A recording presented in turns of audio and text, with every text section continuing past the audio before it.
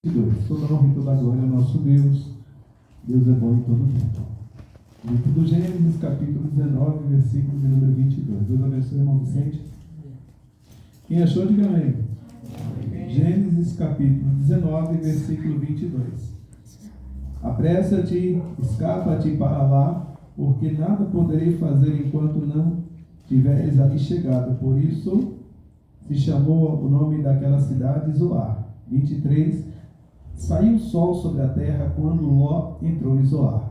Então o Senhor fez chover enxofre e fogo sobre Sodoma e Gomorra. Do Senhor desde o céu subverteu, pois, aquelas cidades e toda aquela planície e todos os moradores daquelas cidades e o que nascia na terra. Tudo morreu. Versículo 26. E a mulher de Ló olhou para trás e ficou transformada em estátua de sal. Senhor nosso Deus e Pai, em nome de Jesus Cristo, teu Filho, meu Deus, abençoa a nossa vida. Eu considero, Senhor, que esse é um tempo oportuno e a tua palavra diz que se ouvires a voz do Senhor, não endureçais o vosso coração e não tentais ao Senhor, como aqueles que tentaram o Senhor no deserto, ouvindo a tua palavra e desacreditando do Senhor. Meu Deus, que essa palavra seja vida para a nossa vida e transformação para o nosso ser, trazendo para nós a tua boa, perfeita e maravilhosa vontade. Em nome de Jesus, eu apresento a ti esse momento de palavra. Abençoa-nos, ó Pai, em nome de Jesus. Glória a Deus. Glória a Deus. Esse texto, irmãos, ele é fantástico. Toda vez que eu leio o texto da mulher de Ló, e olha que eu luto para estar sempre linkado ao Novo Testamento, mas as histórias do Antigo Testamento, elas têm um quê de especial para a gente fazer comparações, porque se nós não compararmos, a gente vai pensar que Deus é diferente hoje do que era no Antigo Testamento. A Bíblia diz em Hebreus capítulo 13 que Jesus Cristo é o mesmo, ontem, hoje e eternamente. As histórias do Antigo, elas se encontram cruzadas em muitas doutrinas do Novo Testamento. E eu quero fazer uma comparação com essa história com muitas coisas que eu tenho ouvido de Deus nesses últimos dias. Porque a história da mulher de Ló, ela é muito parecida com adventos e histórias que estão se repetindo nos dias de hoje. Olha, eles mudaram para Sodoma e Gomorra não por necessidade. Eles mudaram para lá porque eles desejaram aquelas planícies e aquele lugar. Quando Abraão dá a escolha para Ló, ele escolhe o que é melhor para ele. E dentro daquilo que é melhor para ele, como ele tinha animais, ele escolhe as campinas de Sodoma e Gomorra. É claro que tinha homens violentos, é claro que tinha homens maus naquela cidade, mas ele vai se conformando com aquilo. Ele vai se ajustando à vida social ali, mesmo sendo um homem que conhecia a fé do Deus de Abraão, ele vai aceitando as coisas de Sodoma e Gomorra por causa da prosperidade, por causa das benécias de viver uma vida de qualidade, porque tudo lhe traz ali tranquilidade para os seus animais, a sua vida prospera. Então ele vai aprendendo a conviver com aquele tipo de podridão que havia em volta. E a pior coisa que você pode fazer para o seu ministério é se acostumar com coisa errada. Porque coisa errada não sai, coisa errada você tem que mandar embora. Se alguém acha que o pecado sai, está enganado. O pecado você tem que mandar ele embora. Pelo contrário, coisa errada vem sem você chamar. É verdade.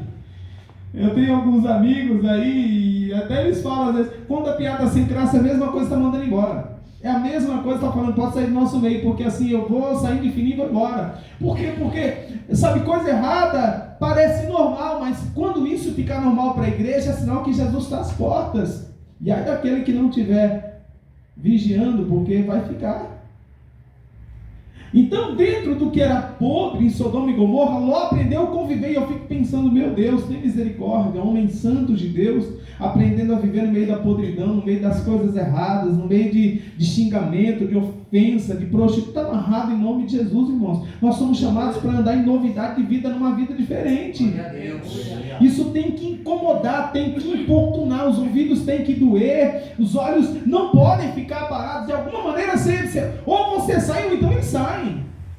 Luz e trevas, elas não coabitam junto. Eu não sei o que tem acontecido nos dias de hoje que estão dando jeito de misturar, mas eu sei que luz e trevas não mistura. É impossível luz e treva não vai.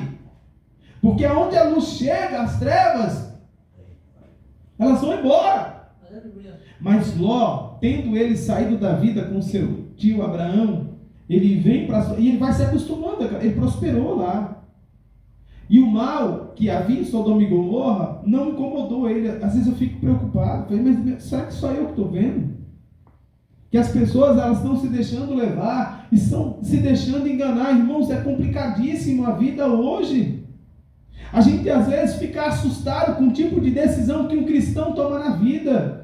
Que a igreja muitas vezes aceita. E eu falo igreja porque eu faço parte da igreja. E não adianta, às vezes, a gente dizer que não faz parte, porque, pastor, o senhor pode gritar, o senhor pode falar, eu posso gritar, eu posso falar, mas eu tenho filhos, eu tenho esposa, eu tenho muita gente que me ouve.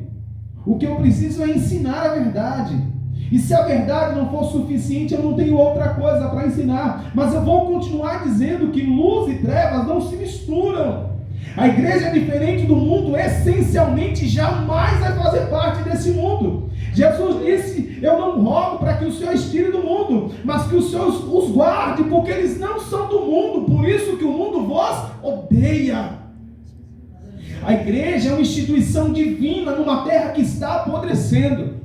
A igreja é uma instituição divina numa terra que tende para o mal. E toda vez que você levantar uma bandeira de luz do bem, as pessoas vão querer odiar, as pessoas vão se sentir ofendidas, vão se sentir agredidas, porque você, aleluia, está falando de algo que é certo, e o que é certo parece que é errado. Mas Ló, ele se calou, ele se conteve, ele não brigou, ele não protestou, ele não gritou, ele foi aceitando aquela situação. E daqui a um pouco Ló era mais um morador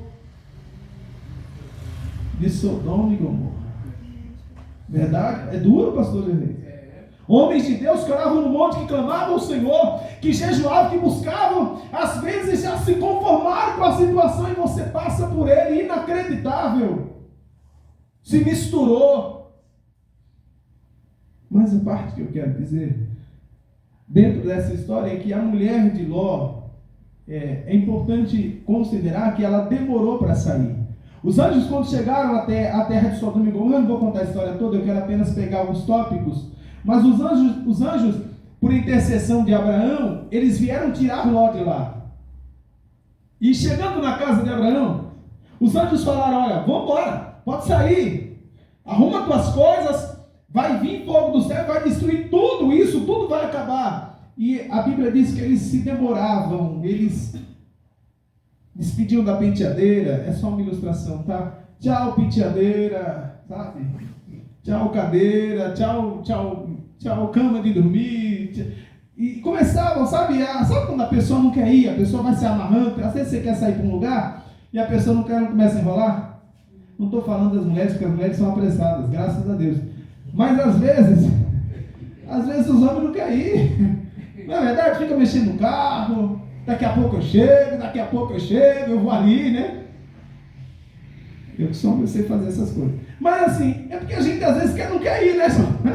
A gente faz. E ela estava desse jeito, ela está enrolando. Aí o anjo pegou ela e ele pela mão e arrastou para fora. Você vai. Às vezes, irmãos, a gente tem que considerar perder. Fala para o seu irmão. É preciso considerar às vezes o perder. É verdade. Tem gente que só quer ganhar. E quem só quer ganhar não aguenta ser cristão. Porque para ser crente você tem que perder. Você tem que entender que quem tentar salvar a sua vida, mas aquele que por amor de Jesus perder a sua vida, é difícil você lidar, mas as pessoas não conseguem entender que você não vai conseguir as duas coisas. Ou você abraça a Deus, ou você abraça as coisas desse mundo. Vou repetir. Ou você abraça a Deus, ou você abraça as coisas dessa vida. As duas coisas não vai dar para abraçar. Infelizmente eu conheço pessoas que estão há muitos anos com um pé na igreja e um pé no mundo. É triste, mas é verdade. Há muitos anos, um pé na igreja e um pé no mundo. Um pé na igreja e um pé... Ele está desse jeito, mas já faz anos. E a gente fala, irmão, você tem que entender que às vezes você tem que perder. Ah, pastor, mas eu ainda gosto do meu cigarro, eu gosto da minha cerveja, eu gosto... Pastor, isso aí não tem... Eu fico falando, meu Deus, mas